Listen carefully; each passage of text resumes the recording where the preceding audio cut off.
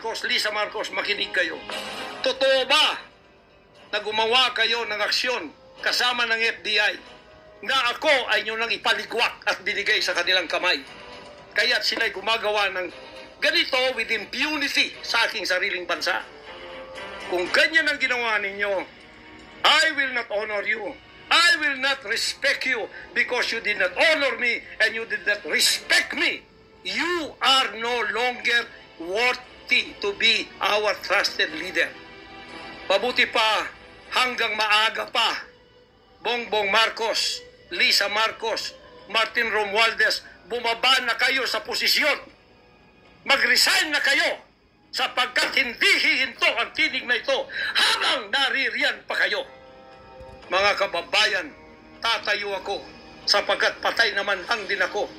Tatayo ako hanggang buhay pa, hanggang may hininga pa ako para sa natitirang buhay ko ay magkaroon naman tayo ng boses at magkaroon ng kahit munting kalayaan na lang mula sa mga banyaga na kasabwat ang mga makapiling Pilipinong ito na itinayo natin sa kapangyarihan. Akala natin ay maasahan natin sila.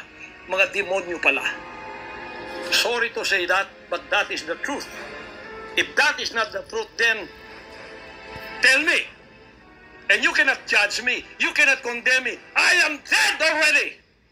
I am a living dead in your book. CIA, FBI, State Department, USA. Gawin ninyong gusto ninyo. Ngayon na nakapagsalita na ako, lalantad na ako. Hindi na ako natatakot. Ako ay handa sa glorification. Kung ang glorification ko ay mangyayari maging glorified body ako, hindi ko tatablan ng bala. O kaya, tatablan pa ako sapagkat hindi pa nangyari yon. Handa na akong humarap sa mga bala ninyo. Basta't ito ay nasabi ko na sa social media. Huwag ninyong ligwakin ito para sa bansang Pilipinas ito. Mahal ko po kayong lahat. Pagpalain natin ang ating bansang Pilipinas. Pagpalain tayo ng ating buting Diyos. Pagpalain at ibigay natin ang lahat ng kapangyarihan sa Kanya. At tandaan ninyo ito, hindi mananaig ang kadiliman sa bansang ito habang may boses na ganito. Sumunod po kayong lahat at tayo ay magkaisa ngayon para itaas ang bandila ng kalayaan ng ating bansang ibinigay ni Rizal ang kanyang dugo. Ibinigay ng ating mga heroes ang kanyang dugo. Ngayon, itong mga slaves na to ay hawak ang liig nila ng mga banyaga at tayo ay ipinagbili na sa kanila. Hindi ako papayag hanggang ako'y may buhay at hilinga.